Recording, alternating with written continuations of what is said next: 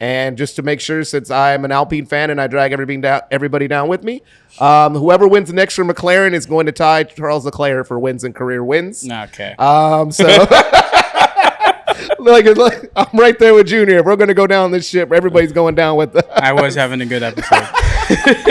Mark went into this episode happy.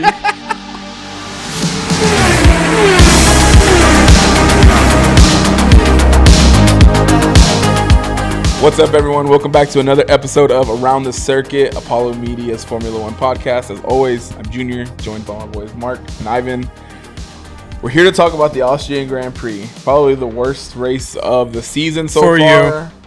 The only good thing that came out of that race, in my opinion, was just like we talked about last week. Ferrari decided to be nice and give Mark a great birthday present. They put Charles on the podium. And then, of course, as I predicted, we had a McLaren 1-2. Lando bounced back, won the race. As I predicted. I hate that I was right, just because I'm a hater. Good to see Lando bounce back, I will say, and keep the championship fight going. Yeah. But other than that, yeah, I mean, we already know what happened in the lap 1, turn 3. The race for me was over at turn 3. My two favorite drivers were out by turn 3. One of them didn't even start. So, yeah, I don't know. What are y'all's thoughts? I know you're happy, Mark. So yeah, I'm happy. Ferrari, Charles got third, Lewis got fourth, right? Fourth, yep, P4.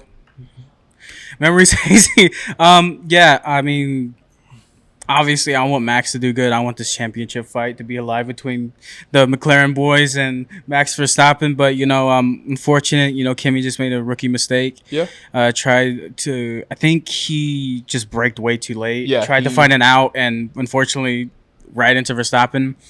But, yeah, I mean, shout out Lando. I mean, he bounced back. I talked shit about him last week because I predicted him to win like multiple times and he just hasn't. But I mean, yeah, he did really good. Defended Oscar well until it was time for them to first pit, and he gained the advantage on the pit stops. I think Kimi took a little too much advice from Valtteri about how to go bowling before the race started, because that was almost a replica of the Hungary incident from a few years ago with Mercedes a few years ago. I will say Ferrari, it seems like the upgrades are working for them. Yeah. They have been stepping up.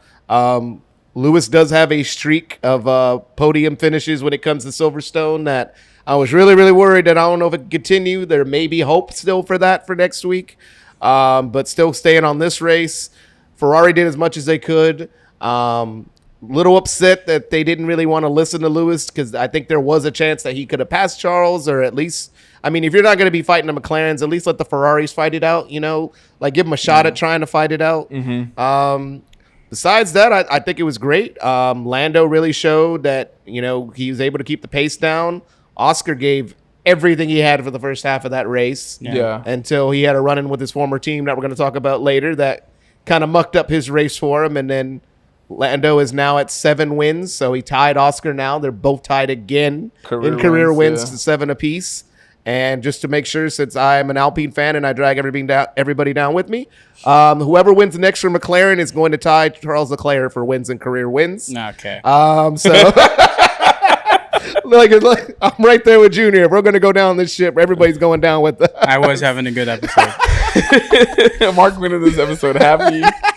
Look, man, we'll talk about it right now. I've explained my case with Charles, and I don't need to explain anymore. Alpine, man, they screwed over. Pierre did his best to screw over Oscar and Max when it came to qualifying. And then Franco did his best to screw over Oscar during the race.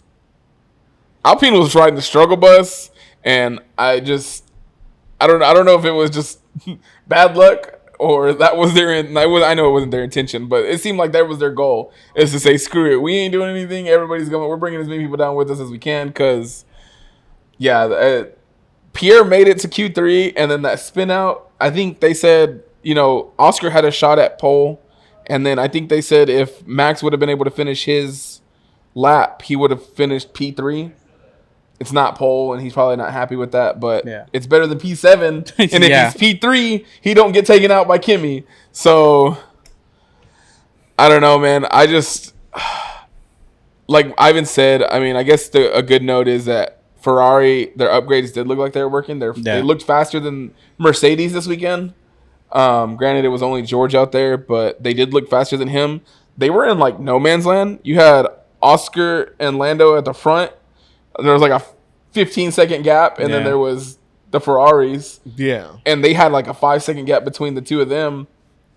And then you had the rest of the pack. It was a very...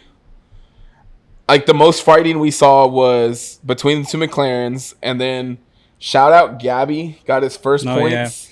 The Master and the Apprentice went at it this weekend. That was actually really fun to watch. I suffered and watched through the whole race, even though I didn't want to. But that was a good little fight to see. It was, Fernando being his manager, and then him going to wheel with them. For those extra, those few extra points, it was fun to watch. I don't think we could have asked for like a better situation because they were both happy. As long as the race don't end for either one of them, they both get out of the car happy and they're like, "Hey, that was fun." Mm-hmm. At the end of the day, they're racers and they want to have fun on the track if they can. Yeah. Also, Nico Hulkenberg, the Hulk, P20 to P9. Yeah, man. Right behind his teammate. That was extremely impressive. Hulkenberg's been really good this year in that kick sauber. And like I said, Gabby, who I said in previous episodes, who was slowly but surely getting better and better results. And now it's showing. Yeah. Now he's getting his first points finish. So shout out to Ivan. He's brought it up a couple times. Saubers have been slowly bringing up upgrades, and they seem like they're working. Jonathan Wheatley is doing...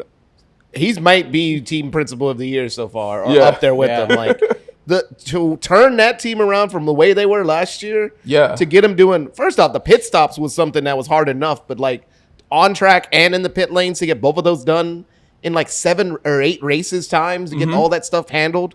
Like kudos to that team, man, because that's normally something where they probably would have just written off this year and said, "Hey, we're not going to make anything good happen," but they found a way to like make upgrades and make this year actually worthwhile so they can have a couple of extra funds possibly for next year when Audi comes along and they start having a whole bunch of other things pop up next year probably. Yeah, no, for sure. I think the only other team that you could maybe argue is that like to see them come back from the dead would be Williams. Yeah. And unfortunately, they were not back from the dead this weekend. No. Carlos didn't even get to start the race. I know he essentially pulled a Sonny Hayes and stalled at the start, and then he made it around. They aborted the start of the race. He made it around, went into the pits, and then the car just lit on fire. And that was it for. It was hot at that. Did y'all see the pre-race temperature? Yeah, it was hot out there this weekend. Was it 116? It said. I don't know what issue Williams had, but it affected both of the cars. I mean, Carlos didn't even get to start before the car caught on fire, and then Alex made it. Not even halfway through the race before he was done. I think he made it to his first stint, like 14 laps. Yeah. Pitted, and then they said, "Hey, game over. It's we're out." Yeah. Do y'all have any anything about? It's been happening a little bit more often than normal. What's been going on with the Mercedes engines? Is it a Williams thing? Is it the Mercedes engine itself? Because they've broken down more than an Alpine engine, and that should not be said by any other team on the grid. Trust me. I don't know. I mean, they haven't come out. There's really been nothing that's come out and definite, but I mean, we've seen it happen to Kimi a couple times. We've seen the Williams struggle. Maybe there's something, but at the same time, is it that there's just a lack of attention on the engines this year with the new regs coming in, and the engines are pretty much going to be completely new going into 2026, that there's just not enough. It makes you wonder. Because they're having issues. Those power units are having issues. I mean, a big problem last year with Mercedes is they always said when it's extremely warm, we can't run very well. So this was like the first very, very hot race of the year. Yeah. And I mean, like the Mercedes had issues left and right for like most of the teams. Like, I mean, you looked at last year in Vegas when it was really cold. That's when they really did well. That Lewis had that great race in Vegas. So, I mean, you can definitely tell the temperatures have an effect on the car. Yeah, I think it's still an issue where I would think they thought they got past that, but clearly they still need to get back because we're in the summer months now. There's going to be hotter races than this. I mean, you still got to go to Qatar. Singapore. Oh, yeah. Yeah, you still got to go to Qatar and other places like that. I mean, I know it's in November still, but still, it's Qatar. Yeah. Yeah, and right now I'm pretty sure Ferrari's back in second, right? Yes. In the Yep, constructor I think it's side. by Yeah. like 1 or 2 points. Yeah, 1 or 2. You'd hope Kimi bounces back and continues the good season that he's had, and maybe they make the constructors a little interesting for P2. Yeah. I think we've already agreed Constructors Championship's pretty much a wrap at this point. Yeah. McLaren's going to win that. And as much as I hate to say it, I think that DNF, Kimi taking him out, any small chance that Max had at the Drivers' Championship was pretty much a wraps there. Yeah. I know we all seen it, and we kind of talked about it a little bit pre-show, but the word on the street is Red Bull's now 4th, so they're out of the top 3 in constructors, and Max is he's still P3 in the drivers, but there's 61 points in between him and the championship leader now. They said that DNF now activates the exit clause in his contract. Toto has been very vocal this week about, yes, I want Max. George came out and said, well, the reason I haven't been signed is because they're still talking to Max. And everybody was like, whoa, when did that happen? When are they talking to Max? Yeah. Red Bull has said, people want Max. Who doesn't want Max? Is it possible? I know we talked about it in weeks before, and we were like, oh, maybe it's a little bit of a stretch. We don't really see him leaving Red Bull, at least for another year. But even when they ask him, he's like, I'm focused on this year. We'll see what next year brings now. Yeah. It's almost like it's not definite, but there's a shift in the rumor mill. And if we know anything about the rumor mill in F1 is there's always a good chunk of truth behind that. Yeah. So if Toto is talking to Max and his team, how plausible do we see that move actually being, made? Because I saw something today that said that his pretty much contract talks with Max and George will be done by summer break. Whatever decision is going to be made is going to be made by summer break. You want to take this first, Mark? You can take it because I genuinely have no idea. For me, I think it's like both sides are trying to figure things out still. I think Max wants to have a clause where he can get out, and go to a team because he wants to win at the end of the day. That's all Max cares about. But at the same time, I feel like Toto has a little bit of a space where he doesn't want to screw George over. He's like, look, man, we brought you up. You did that time in Williams Penitentiary, when it was horrible Williams. So, I feel like he's earned his stripes to be at that Mercedes team. Because I was asking this in the group, this kind of puts Kimi behind the 8 ball because, I know it's his first year and he's their Mercedes junior, but at the same time, if you want to win the Constructors, do you feel more confident in a second-year Kimi Antonelli and Max Verstappen or Max Verstappen and George Russell? Because there's reasons to say for both, because Kimi can at least learn from Max and grow a little bit more. With George and Max, at least you're going to have 2 consistent drivers, but you don't know if they're going to want to kill each other by the end of the season. And I'm sure Mercedes isn't exactly thrilled to want to get back to the Nico Hamilton days back when they had to actually have separate rooms for everything. Yeah. So I think everything's fluid right now. I think both teams are just processing everything. If I had to put money on it, I would say still, I think Max waits 1 more year just to see if Red Bull can do anything with the regulations. But, the rumors, like you said, are flowing all over the place that Red Bull engine, 1 week I hear it's looking great. Next week I hear they're not looking too great. And until we see that next year's Red Bull out on track, I think that's, we won't know the answers to those questions. Mm-hmm. But I do think that Max is just going to give it 1 more year. But, this is the second year in a row Toto's trying. So, at some point, Toto's got to be like, all right, dude, this is my last year. I'm going after you. It's either this year or no. So I don't think he leaves, but I wouldn't be also shocked if he does at the same time. Yeah. I think I was on that mindset where I don't think he leaves right away. I would say like, yeah, he's gonna give Red Bull a shot to do something in 2026 with the new regs. But the more and more the team looks just like it is in complete shambles, the more I think like there might be something. I mean, we've seen the clips of Max's manager arguing with Helmut Marko and Christian Horner after a bad race. We've seen the clips of, Toto, yeah, I'm gonna do this. Yes, I'm gonna. He's saying it now. By end of summer break, he's hoping to have his contract, his seats finalized. Yeah, I don't see him pairing George and Max. I don't see it. I think whatever his extension the extension they give George, that's a lot of money to pay those two drivers. Yeah. Max is making a lot of money right now. I know contracts are different in F1 than most sports. We've talked about that. But Toto's, I think I've told y'all too, we were talking about it the other day, is Toto has seen Kimi as like this young talent, this like new Max Verstappen type talent. And the kid has performed. I mean, he's had some bad races. He's also had some bad luck that wasn't exactly his fault.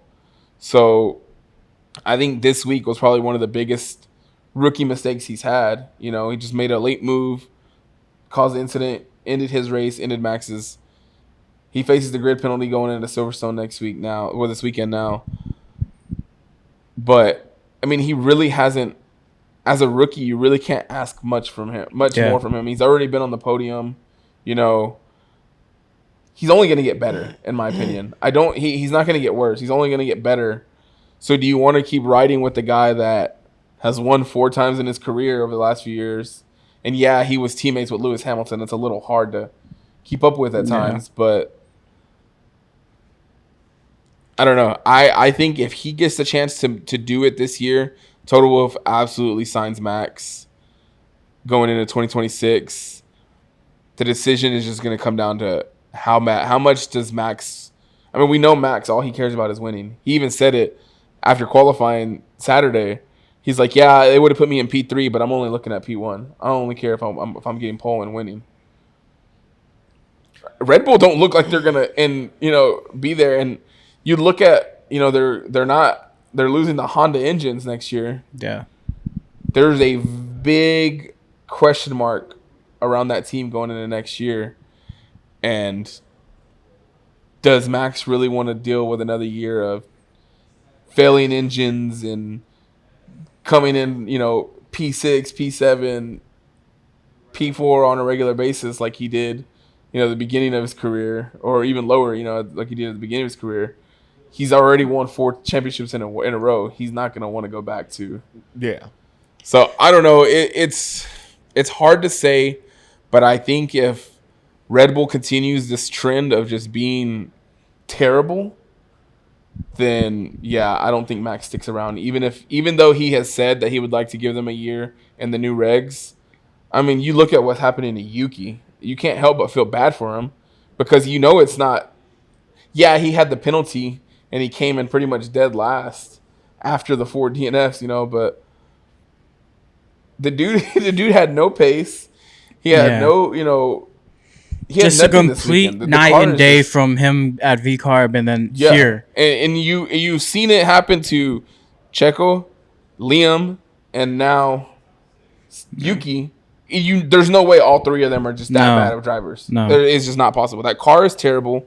And the only reason Max is able to do what he does with the car is because Max is Max. He's a fucking great driver, and he gets the upgrades first. Ivan's talked about it a bunch. So, I don't know, man. I just don't see Max sticking around, honestly. You just said, that lineup right now. You look at that lineup and you think, man, by the end of this, going into 2026, it's going to be a completely different lineup if Red Bull keeps doing what they're doing. Talk about Honda engines, Yuki, Aston Martin, maybe get Lance Stroll there, put Yuki in with the Honda engines. I mean, now Yuki's being linked to Cadillac, too. Yeah, Cadillac, too. So, I really think if Red Bull just continues to have this downward spiral, this lineup that they have right now is not going to exist anymore. Nope. So, they're in big trouble. Yeah. Sidebar, I also just had the thought, for some reason, George Russell as an Aston Martin driver kind of makes sense to me in my head for some reason.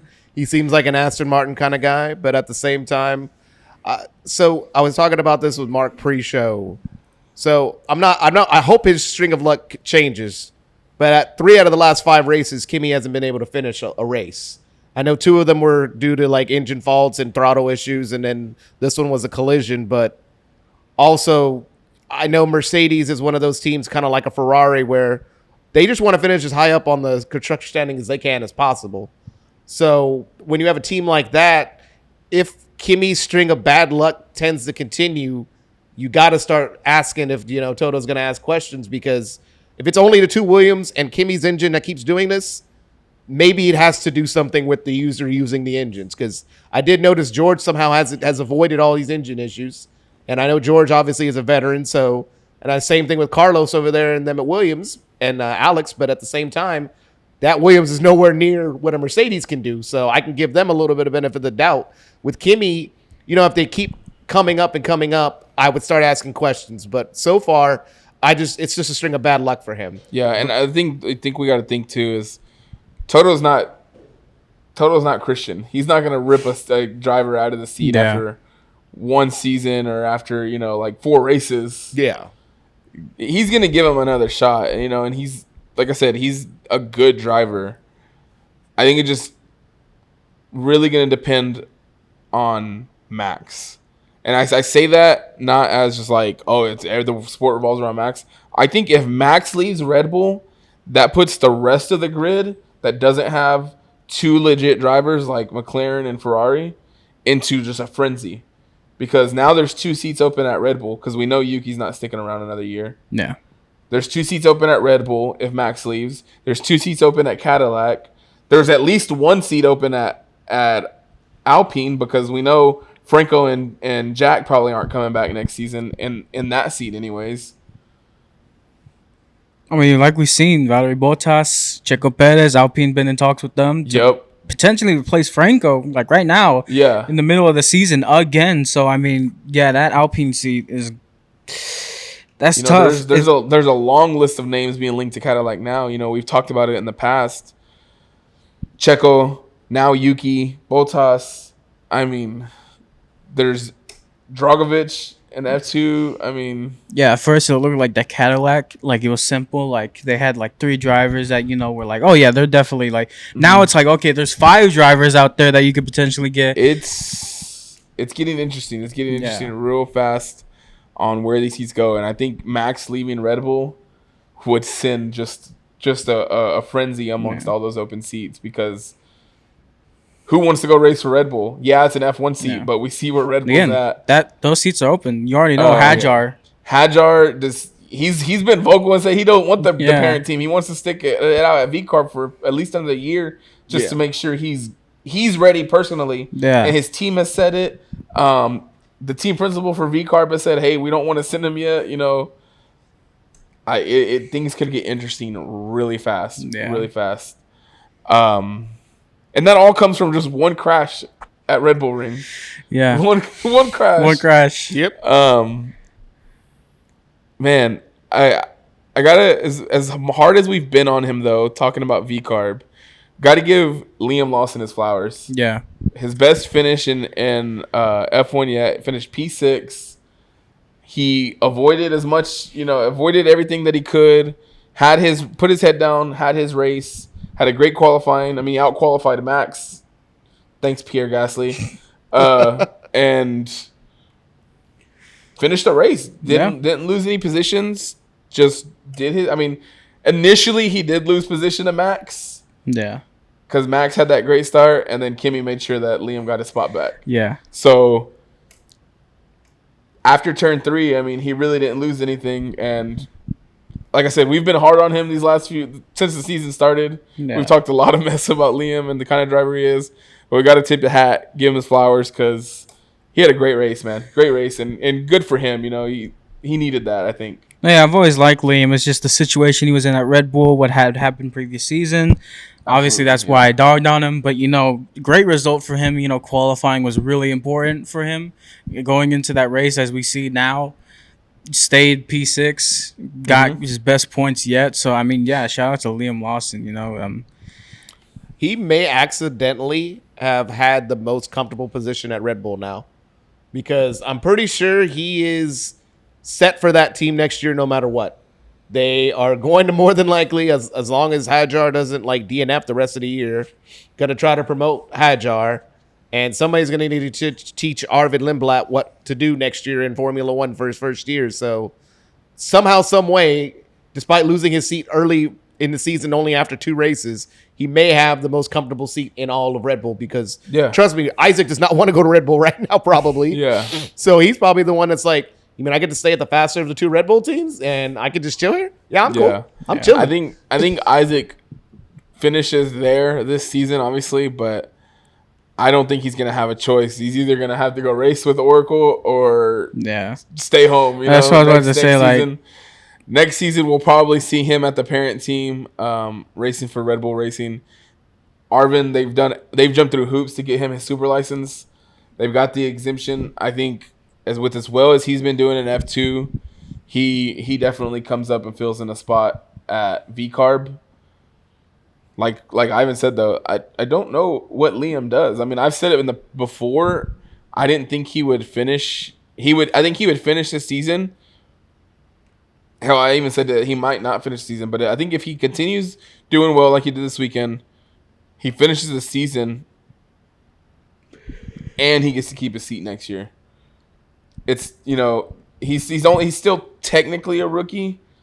He's got a few more races than most rookies under his belt already, but I don't know. You know what I mean? Like, where does Red Bull look if they decide to get rid of Liam Lawson? You know what I mean? Yeah. I mean, they really don't have a choice. Especially what he said with Hadjar. I was going to say it earlier, like, Hadjar, you don't have a choice. Like, because I don't see Yuki Red Bull's going to make that call. Yeah. If Yuki gets a chance to go race for someone else like Cadillac or Alpine or whoever, he's not sticking around. Yeah. So, yeah, it opens up the seat and shifts some things around. It does, and before I forget, I think his name was it Alex Dunn that did FP1 for McLaren. Shout out to him, by the way. Yeah. I mean, did a great job getting P4 not even qualifying, in practice. But still, I know some people are gonna say it's just practice, but that's how you make a name for yourself. I remember last year when Kimi had his first FP1 session in was it Imola, right? Mm-hmm, he had an Imola, and he just lit up the timing sheets the first lap he had. And then he wrecked the second one, but you could tell he was pushing and how much he was. Mm-hmm. He did such a great job of doing the program like every other driver would, even though he's never done that program before. But also also shout out to McLaren for giving him the chance to run those laps. A lot of teams also just say, hey, don't wreck the car. You got to run like 3 seconds slower than everybody because we don't trust you. They were like, no, we trust you. Go out there, do what you do best, and we'll see what we're going to do. And McLaren, you have way too many junior drivers. Please stop hiring junior drivers. Please. Also, is that a testament to just how good that car is? That a guy who's never driven an F1 car jumps in and hits P4, right? Maybe. Car's a rocket ship. Yeah. I'm not giving them that much credit. That car in that session made me kind of think the same thing. I'm not gonna lie, because you see all Oscar and Lando. That was the first time this weekend that I've seen 2 cars fight for 15 or 16 laps. And somehow, some way, they grew the deficit behind the cars behind them. They didn't have dirty air hitting each other somehow at all, or nothing like that. Christian Horner said it after the race. He goes, he gave McLaren credit. He's like, man, he goes, whatever they did with that car, he goes, it's working. He said Oscar was on Lando's gearbox for 20 laps, didn't face any tire deg, didn't lose any time. They were just. It was insane to, like you said, to see them fight for that long and just gain time on everybody else. With Ferrari's upgrades looking like they worked, they just couldn't catch up either. No. So there's something that McLaren does that I wish all the other teams would do. And I don't mean just by speed. That's the easy thing. But I mean the lack of dirty air that car gives off compared to the other teams must have been one of the things that they unlocked. Because all these other teams are giving off dirty air to make sure teams can't follow them. But something about that is different on the McLaren. Because there ain't no reason why you should be able to follow 20 laps and not have an engine overheat, especially a Mercedes engine that's been having problems all year long. And then B, like you said, no tire deg at all for Oscar at all until like maybe the end of the stint when he had that flat spot when he was trying to go for a move that almost gave Ferrari a 1-2 finish. And I was really rooting for, to be honest. At the end of the day, it all comes down to whatever secret they unlocked with their tires. Yeah, is like the number one like thing that's helped them. They don't have any tire deg when they're in the heat, when they're fighting, in the rain. I mean, it's whatever they unlocked, whatever water they're putting in their tires, it's worked. And I mean, kudos to them. Unfortunately, I have to look at fucking Zach Brown celebrating another constructors and drivers championship this year probably. We rock at 33 again next year. I don't know. Like I said, it was the worst race of the season for me. And now we're turning around and we're going into Silverstone where my favorite driver is probably hated the most. my favorite driver is probably loved the most. Loved the most. So I'm not really looking forward to Silverstone. Still gotta make our predictions. It's coming up this weekend. We are gonna give our predictions, but I don't even know what to expect. Gotta do it. I don't know what to expect going into Silverstone because it's Silverstone. There's gonna be, the McLarens are gonna fight, but they're probably gonna finish 1-2. Ferrari looks strong. Can Mercedes pull some shit out of their ass and hopefully make it interesting with Ferrari and add another fight into it? Maybe we're probably going to see more Sauber points because Hulk is driving the shit out of his car. Gabby found something. Their car's working. I can only hope, my only hope going into this is Max plays spoiler somewhere just to make people mad in Silverstone and Williams gets their shit together because that was rough, man. To see Max leave, Yuki in dead last with a penalty, and then both Williams DNF'd or DNS'd, and I was sitting there watching the race like, why am I watching this? This is terrible. What are y'all's thoughts going into Silverstone? I don't know. Like I said, I don't look forward to it. I mean, my main thought as a Lewis fan is obviously his podium, streak there. Mm-hmm. More likely than not, even though this Ferrari is looking a bit faster, I unfortunately don't think the streak will continue. I can hope he can get a good result. My only thoughts are my predictions. So I mean, am I gonna go first? Do you want to go first? I'll go first. Okay, so third, I got Charles. You know what? I haven't predicted my team to be on podium, but I'm gonna say screw it. Charles is gonna get third. Second, I'm gonna go Max. Please, Max, please. I need this bounce back. And then first, I'm gonna go Lando again. I think Lando is gonna. I think this could be a turning point for Lando, if I'm being honest. So? AKA, I just want him to succeed so we can get a championship fight. Because please. But yeah, I mean, I think Lando will win. I think driver of the day, even though Lando wins, I think it's going to be Lewis. I think Lewis, if he gets fourth again, I think the fans will definitely turn it into his favor, especially if he doesn't do well in qualifying and he bounces back. So, I mean, yeah, that's my prediction. I'll go next with my prediction. First off, I do think it's going to be a good weekend for Lewis. I'm holding out a little copium right there at the same time, but yeah. I do think it's going to be a good weekend for Lewis. I do think he continues his podium streak and gets to third place. Second place, you know what? Some of us got to be happy on the show too. I'm going to go ahead and put Max second. It's been a while since he's had a happy weekend at Silverstone, so let's make it this weekend. And in first place, I got Oscar. For a reason I don't have Lando on the podium this week is because this just seems to be the antithesis of like everything that Lando hates, pressure, and at his home track. Because I know he's felt the pressure at Silverstone before when he wasn't even in the championship fight. So let alone in a championship fight going home, and you know that most of the grandstands are going to be cheering him on. I mean, obviously there's going to be Lewis fans there, and obviously George is going to have his fans too. But it's going to be a lot of Lando fans over there. And then we even got Ollie now who's going to do his first home Grand Prix too. So the grandstands are going to be crazy over there. It's one of the funnest tracks of the year. I think that's going to be the podium. Driver of the day, I think, is going to be Lewis, obviously, because home race gets on the podium for the first time in Ferrari in a real race. So, yeah, that would be my predictions for Silverstone. So my predictions. I think it's going to be another McLaren 1-2. I think Oscar gets the win, though. I think these boys are just going to go back and forth. The championship fight is between them. Yeah. Like, the team is letting them do whatever the hell they want. I mean, we heard them on the radio say, hey, the fighting's up to you. Make your move. And Oscar, at one point, even almost put it into the back of Lando like Lando did him. I wish he did. It would have been interesting. Charles would have won. Exactly. Lewis would have been a 1-2 for Ferrari if that would have happened. And Damn. Mark would have been hilarious. But no, my predictions, I think McLaren 1-2. I think Oscar wins. Lando takes P2. And I had Lewis taking P3.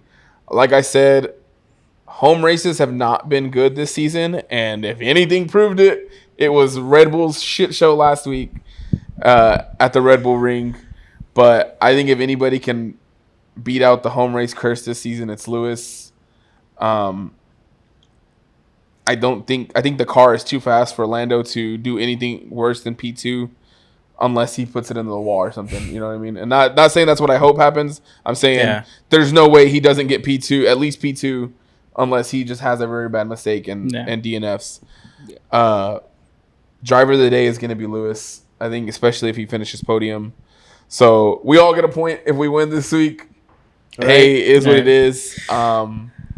We'll see, man. Like I said, I just don't know what to expect, but we'll go into Silverstone. We'll see what happens this weekend, and then we'll have like a week or two off before we go to Spa.